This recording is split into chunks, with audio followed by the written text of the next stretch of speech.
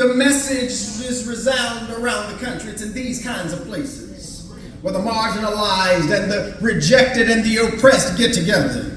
It is these kinds of places where I know and I have seen liberation break through. Liberation comes because the people who've been pushed to the bottom, the people who've been pushed to the periphery refuse to stay there. They claim, even in a place like this, that Florida's democracy is for everybody. So they fought to end felon disenfranchisement in the state. Even in a place like this, the first congressman of Generation Z was elected. Even in a place like this, Donna Deegan was elected mayor of Jacksonville. Even in a place like this, we realize that people who've been pushed to the margins and the periphery will not stay there. And that's good news for us. We will not stay there. You can push us down, but we will not stay there. You can try and expel us, but we will not stay there. You can marginalize us, but we will not stay there. You can talk down to us, but we will not stay there. And now more than ever, we're in need of these kind of people. We're in need of people who prioritize the lives of the communities from which they come. We need people who prioritize those who've been for too long subjugated and exploited because of their race, because of their class, because of their sexual orientation, because of their zip code, because of their economic exploitation and status. We need conscious people because consciousness is under attack. It's under siege by those who prefer an ignorant and a docile people rather than an educated and a powerful people. We're in need of union folk, educated folk, powerful folk who are empowered by their jobs and by their communities and by their life skills and schools of learning to build a movement of justice and love. We're in need of a movement. We're in need of a movement of people who can't be bought out, who can't be broke down, who can't be stopped, who can't be suckered into bad deals by CEOs and corporations acting in bad faith on behalf of shareholders and stockholders rather than the people who make this country run. We're in need of a movement that looks like this room. And y'all, I gotta tell you, our history commands our attention. Right. And our action amidst persecution. We are not new to persecution in this country.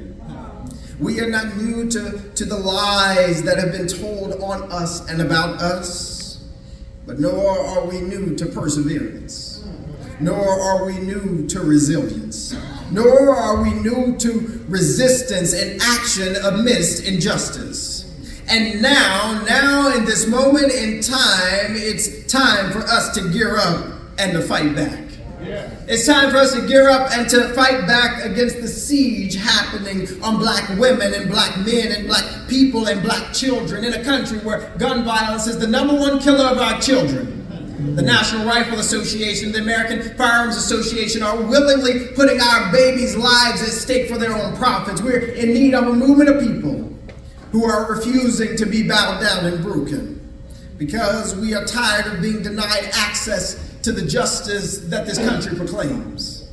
We're tired of being denied access to equal housing and education, economic resources that this country has plenty of, but somehow it gets stuck at the top. And it does not trickle down as some white supremacists thought that it would. And instead it's getting caught up, and not only is it getting caught up at the top, it's taking spaceships and rockets to outer space. Our people in our communities don't have enough resources to have food in their refrigerator. We are in need of a movement and of a people who understand persecution, but who also understand resilience. We've got to understand the situation in which we find ourselves. We are still locked up and locked out of opportunity more than any other group in the nation. Mm-hmm. We're still sending young black men and women to prison more than to colleges and universities. We're still living in a society where black women who give birth have 3 times the likelihood of dying while giving birth than white women. Mm-hmm. We're still being fired from jobs that we've worked for longer by people who are white and younger. We're still having corporate CEOs exploit workers who actually make this economy and this country move because they're more interested in greed and profits, like IFF is in Memphis. We've got white supremacists and white supremacist ideology governing decision making in too many unions and in too many state capitals. Instead of lifting everybody up, we're being left out. We've got people who are running to lead this country who are bent on erasing us from it. This is not happening in 1823. This is not happening in 1923. This is happening in the year of our Lord, 2023. People give so much credence and credit to our ancestors, as we shall and as I will. But we must realize that one day we will be ancestors. That's right. One day people will speak about what we did, and we have a responsibility to be willing and able to answer them from the great ancestral cloud of witnesses that we did all that we could, that we fought as hard as we could, that we marched endlessly, that we spoke endlessly, that we gave all that we had in order to create a life that was better for them, because I believe there are some ancestors who've gone on to glory now who rested their eyes knowing that they had done just that. That amidst persecution they gave all that they could give. And the question for us here in the Confederate state of Florida is are we giving all that we can? Are we giving all that we can to the movement of justice in order that when we are in that great cloud of witnesses, there will be some young colored folk in a room just like this one centuries and centuries from now who will say, thank God. Thank God that they organized.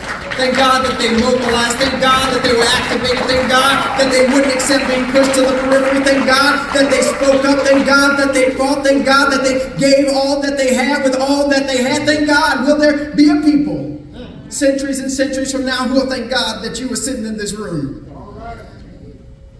We've got problems that we must address because we are at risk of being erased. And that means we've got to look within ourselves and decide where is it that we are perpetuating the systems of white supremacy, anti-black racism, and injustice within ourselves and our communities and our organizations and institutions. And so this is personal because it's a personal journey that I am on as I continue to unlearn white supremacy and white patriarchy within myself.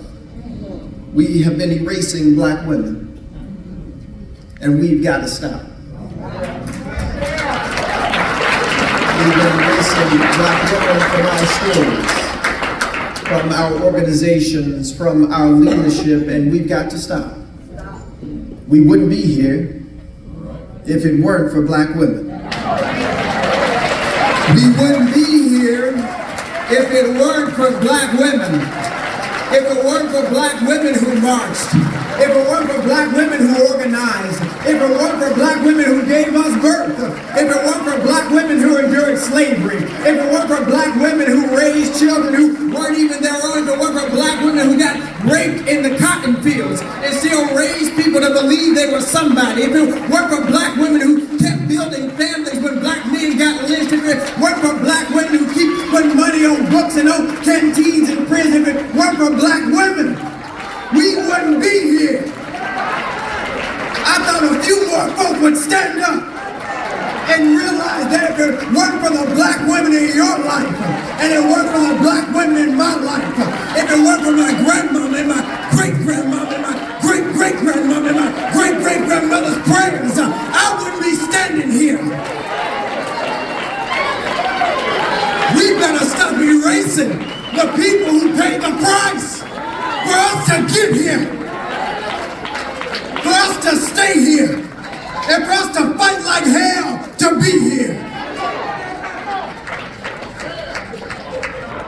If we want the Confederate state of Florida and Texas and Tennessee to stop erasing our people, we've got to stop erasing our people. That's right. This is not a journey that you're on by yourself. Me and O'Shea talked about this for several hours just a couple of days ago about my own patriarchy. Grew up with 4 brothers, a father who's a preacher, a mother who's a teacher getting a doctorate degree. She grew up with 4 brothers. I grew up in the South as a Christian man. I grew up with a lot of privileges and a lot of non-privileges. But I do realize that patriarchy is a privilege that I have inherited, and it is my responsibility to use this unearned privilege to dismantle it. And for the few white people who decided to come to church, it's time for you to use your white privilege to dismantle these systems of injustice that's holding all of us back. It's time for you white people who keep benefiting from white supremacy, who keep benefiting from classism and racism and sexism. It's time for you to stand up. It's time for you to speak up. It's time for you to get expelled. How is it that the most oppressed people are also responsible for our salvation? While you get more money, you get more promotions, you get more access to opportunities than the rest of us. Now, if you want freedom, it's going to cost you something. That's right. It ain't just going to cost you something when you come to the National Black Caucus meeting. It's going to cost you something in private corporate boardrooms. It's going to cost you something at Thanksgiving dinner. That's right. When your Uncle so-and-so is using the N-word. Talking about how black people this and black people that. You got to stand up and speak up and say, I don't know where you get that experience from, but I work with them. And I see them give the best of their service. I work with them and I see them take care of their families. I work with them and I see them organize and mobilize. I work with them. I don't know where you got your narrative from, but I've got a different narrative. Maybe that was the narrative in the 60s when you were supporting racism, but I got a different narrative because I'm trying to dismantle it and get everybody free. Stop telling us the salvation of the country is on the people who are most oppressed. Black folk, indigenous folk, poor folk are tired. We've been marching to save this country for centuries. And it's about time that a multiracial, multi-generational, multi-ethnic, multi-socioeconomic movement of people stand up, rise up, and speak up to fight alongside us. Indeed, black women are how we got here. It's folks like Cornelia Crenshaw, who in 1968 organized the I Am a Man sanitation workers strike in Memphis. In fact, she gave them the slogan, I am a man, from a poem she had read. Organized thousands of black men to go on strike after the death of 2 sanitation workers. She's been erased from history, but it's time that she reclaim her position. Fannie Lou Hamer, an icon of the civil rights movement who fought in order to lift up poor people and socioeconomically depressed people, but was locked out of rooms with people like Dr. King and Ralph Abernathy. It's time for her to reclaim her position. She said, no person is free until the poorest person in Indianola, Mississippi is free. And if I fall, I'll fall 5 feet, 4 inches forward. It's time for Fannie Lou Hamer to reclaim her position.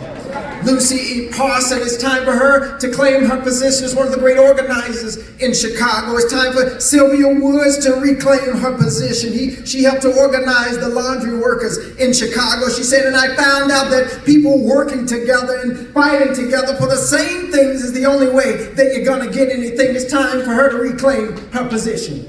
It's time for Coretta Scott King, that great icon and leader that she is, who came to Memphis 2 days after her husband was assassinated on the streets and marched with 40,000 Memphians downtown in white Memphis, demanding that sanitation workers get fair pay, they get health care, and they get pensions. After her husband was assassinated, in mourning clothes, before he was buried in the ground, she said, I've got to go and fight for the labor movement.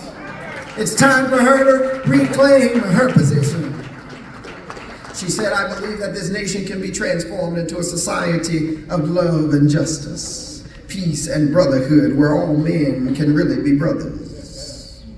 Y'all, racism has been and remains the great dividing and separating stake between justice for all and injustice for everybody. The elite capitalist machine that is built on the oppression of laborers is fueled by racism.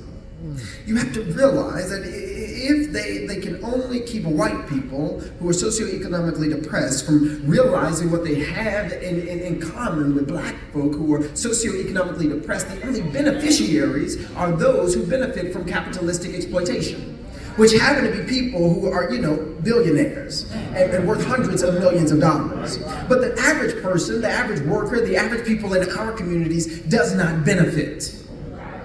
There is a fictional benefit that white people get called whiteness. You get promoted for a job, but you make the same pay as everybody else. Right? This is the work that has been done. Union busting, y'all know. Heather McGee talks about this in the summer months. The ways that they promote white folk to different positions, but the white folks still don't have health care, still don't have a 401k, still don't have a schedule for which they're going to seek economic prosperity. But because they're in a higher position, they choose the higher position over the benefit of everybody. We have to build what Heather McGee calls the solidarity dividend. Come on, bro. It's going to require all of us to free all of us. Remember the movie? I'm going to keep going because I was given a time limit and nobody put up a clock.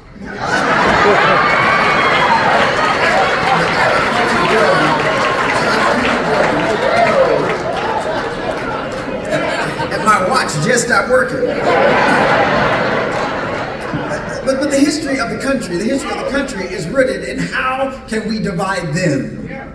How can we divide them? That's right. Right? Let us divide them by race. Then black folks and indigenous folks and white folks won't realize the commonalities that they have together. Well, let us further divide them by class. Let us say there are rich black people and poor black people. Let us divide them further by color. There are dark-skinned black people and light-skinned black people, and you're lighter, you're better with colorism, right? Let us divide them by hair. If you have natural hair versus if you have extensions, let us divide them further. Let us put them in this community and them in that community. If they have walls around their community, they'll perceive themselves to be safer, different, and better. The country that I've sworn my hand to on a constitution, the country that we live in, has built itself on division and separation. And so what does it take to heal this type of country? Unification. It takes unification, which comes with sacrifice. It's going to be challenging, it's going to be difficult, but it is required. And that is the effort, the work of mobilizing, organizing, and activating. Y'all, it is no coincidence that we are gathered here 404 years, almost to the day, that the European-centric enslavement of African Americans began in Fort Comfort in Hampton, Virginia. 404 years ago, the enslavement of our ancestors really started with a Eurocentric perspective. But realize also that here in Florida, the Confederate state of Florida, we were here before 1619. See, 458 years ago, in 1565, the Spanish brought enslaved Africans right here to Florida. We've been here a long time. But there's something about this country and the people in positions of power that are seeking to stop us from being conscious to our existence and to our contributions in this country. Indeed, the white supremacist Florida governor says, Florida is where woke goes to die. These are the end quote. That is what he said. As Oshane taught me, he said, it is not just an ideology that racist Ron is talking about. Racist Ron is just not talking about an ideology about wokeness or being anti-woke. What racist Ron is really saying is Florida is where people who are conscious go to die. It is where people who are conscious deserve to be killed. It's where people who are conscious do not belong, because this is a place for the unconscious. This is a place for people who refuse to be awakened. This is a place where people don't want to pay attention to justice. Florida is a place where we don't want to talk about racism. Florida is a place where we don't want to talk about transphobia. Florida is a place where we don't want to talk about justice, because if we begin to talk about justice, then we might have to do something. So racist Ron wants the mythology to persist. So he wants woke folk to die. But y'all, we ain't going nowhere. Florida says this is a place where students shall learn about skills learned by slaves that could, quote, be applied for their personal benefits. This white domestic terrorist devil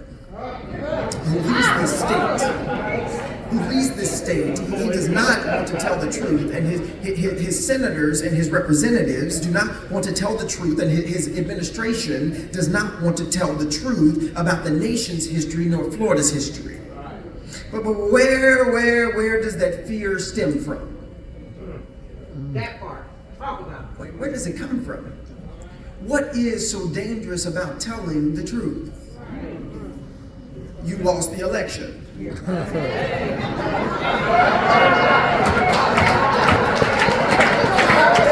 What is dangerous about telling the truth?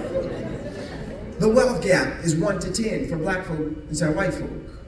What's so dangerous about telling the truth? Black people were enslaved for 246 years. Billions of dollars were made by our ancestors' bodies, and they got no reparations, they got no remuneration, they got no healing, they got nothing from it. There was 10 years of reconstruction that then ended in a white lash. What's wrong with telling the truth? Well, is it that if we know who we are, that we'll start to make demands? Is it fear that if we know who we are, we will start to demand fairness, and we will start to demand reparations that looks like economic justice? Is it that if we start to tell who we are, that even white children will start to ask, why are these systems still intact centuries later? What is it that they are so afraid of? They're afraid of us telling the truth. And so what must we do? We must tell the truth. We must be conscious. We must tell the truth. We must be conscious because we realize that the issues that we care about, our economic justice, our racial justice, our social justice, our environmental justice, all of these things intersect. This movement is big enough for everybody. Right. It's big enough for everybody. And there's no room for anybody to be outside of it. Right. I ain't got this written down, but let me just tell you this. The reason being, we need some clear lines of distinction of who is with us and who is against us. We need some clear lines right now about who is with us and who's against us. The line's been blurry for too long. Folk been allowed to teeter for too long. No more time for teetering. We need to know who's with us and against us. Because either way, we gonna win. Either way, we will be victorious. Because we don't lose. That's the history of America. You want to go to war about slavery? Lincoln realizes that he can't win without black people. Emancipation Proclamation. You want the right to vote for everybody? Black people. 1964 Voting Rights Act. You want immigrants to come to the country? Black people. 1965, we made sure that more immigrants could come into the country after they were banned. We gonna win anyway. But we got to get clear about who is with us or against us because we've got work to do. Our movement has no room for anyone to be outside of it, and it requires us to be conscious of our history and of the reality in which we live ourselves. I'm gonna keep going. Caucus, Florida, November 2nd, 1920, there were some folks who said, we're going to vote. Some black folks got together and said, we are going to vote. White people for 2 days struck terror on the community. They put on their Klan's gear. They got on their horses. They rode through the town for 48 hours, telling and screaming, if any of you N-words go and vote, it'll be your peril. They did this for 2 days, struck terror into an entire community. And still, some folk got up on voting day, put on their best suits and their best ties, put on their grandmama's jewelry, and walked to the polls And there they were met by white supremacists who said, you got to do this and that in order to vote. And one of them said, I'm going to the judge. And he marched on and he went to the judge and said, they're denying us the right to vote. And he went back into the county of Caucus, Florida. He said to the poll workers, he said, I need your names. Because all of us are trying to vote and you are denying us, and we're going to go to the law. We're going to go to that constitution that starts with the infamous words, we the people. And we're going to claim our right to it as well. You know, the story of Caucus, Florida is so tragic. It's so tragic and yet so triumphantly beautiful because the black people resisted. White folks did what they too often do. There was a white lash. They were angered and they were frustrated and they were mad and they started to kill black people indiscriminately. Over 60 black people were killed on that election day. It was the most horrific act of violence on an election day in American history because black folks resisted. We didn't get here to this place and this hallowed place and these fancy hotels with presidents like Kerr. We didn't get here because people didn't resist or because people didn't sacrifice. We got here because somebody died. Yeah. We got here because somebody like Julius Perry died. Julius Perry, this is the Zen Education Project. He was one of the people who was killed. And this is important to know about Mr. Perry. Mr. Perry had become the well-respected godfather of the black community. He served as a deacon in the church and the local labor leader. He was a union man. Served as a deacon in the church. Led the union of his time, fought for the right to vote, realized that justice was intersectional. What good is it to be able to go to church on Sunday freely worshiping a black God and be denied economic opportunity and injustice on Monday where you can't feed your children? Then be denied the opportunity to live wherever you want, shop wherever you want, drink from any water fountain you wanted. So he demanded access to democracy. Our issues for justice today are still intersectional. It requires us to be educated in this movement, to realize that it does us no good to worship a black God on Sunday freely. Go to work Monday through Friday, exploited, not making enough wages to take care of families. Having a 401k stripped away from our workers while the CEOs have pensions. It doesn't make sense that we have been denied the opportunity to send any children to school while their children are going to Ivy Leagues on white affirmative action. It doesn't make any sense for us to have these few things and then be denied access to the ballot. Denied access to choose our representatives instead of them choosing us through gerrymandering. Our fight for justice is intersectional because we deserve to be first-class citizens in this country because we built it. I'm almost done and I'll get out of here. This moment in our movements require this awareness of intersectional justice, of intense organization, of intense mobilization, of intense activation. We must remember our past and the women who made it possible, our ancestors who survived the transatlantic slave trade in order for us to be here, our ancestors who survived off cotton fields and tobacco fields and rice paddies in South Carolina and moved forward, even in a nation that told them they were not allowed to read, they learned to read anyhow. And now that we learn to read, we learn to write books anyhow. We learn to get educated, get PhDs, and go off to school anyhow. And now they're trying to ban the books that we're writing. But we're going to read and write and learn anyhow. We must prepare ourselves for the work that is to come.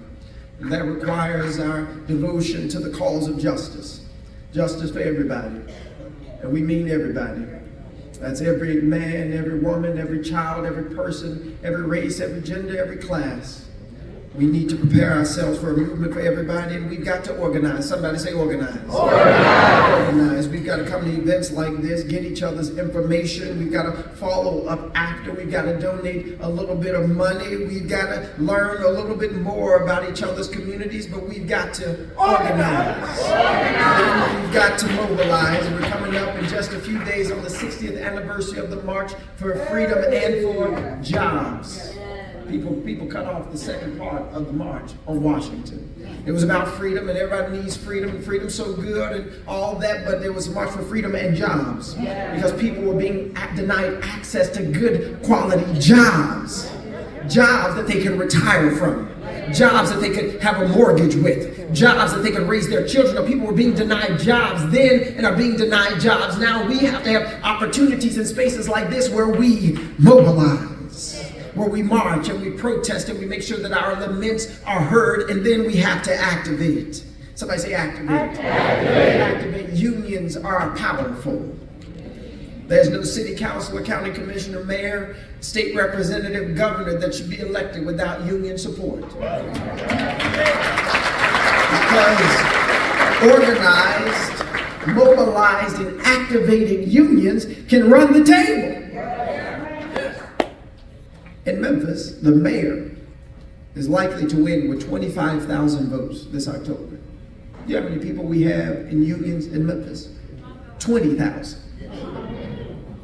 Unions could be choosing the narrative. Could be saying, if you're not talking about our issues, you might as well stay home. We'll run somebody else. That is the power of organization, mobilization, and activation. And by doing these things, with always paying homage to those who come before, we reclaim our stake in this country, not only economically, but also as a democracy. And I believe that our moment in this movement requires our reclamation of our stake in the great American experiment. For this country would not exist if it had not been for our ancestors. And the people in places like this Confederate state or Texas or Tennessee, they're afraid of our power.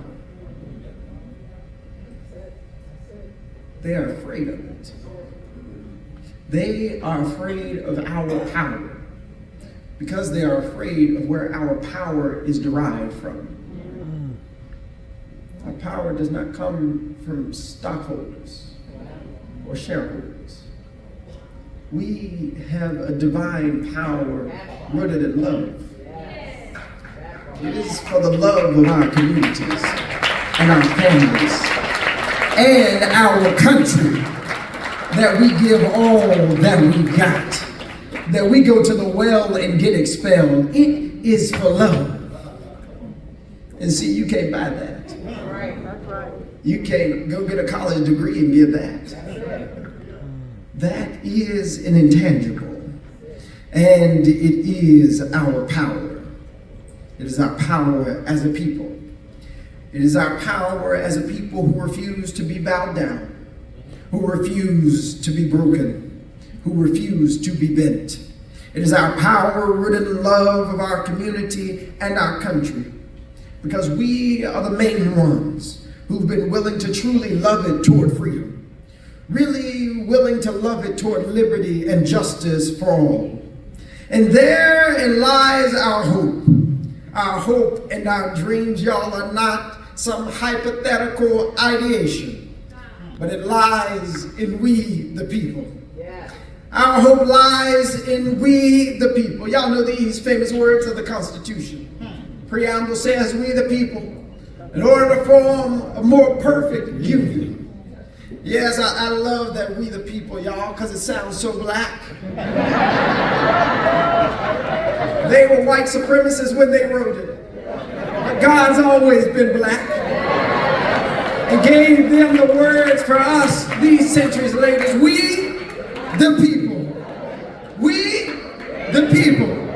We the people who will build this country by building up our community's consciousness. We the people who will lead the present and the future with a movement where everybody is in, every black person, white person, Asian person, indigenous person, rich person, poor person, LGBTQIA, educated and less formally educated person sees justice. We, the people, who will make sure black women are given the attention they deserve in the positions of power that they work for. We, the people, who will fight for a living wage for ourselves and our communities and our unions and our jobs and our country. We, the people, who will give everything that we've got to make this country the best that it can be and a place where our children can thrive and be who God calls them to be. We, the people that we've been waiting for, and now is the time to give all that we've got. We, the people, who are going to build the country that our ancestors dreamed possible. We, the people who built this nation. We, the people who are not going anywhere, because this is our birthright. This is our time, and we're going to give all we've got, because we, the people that we've been waiting for.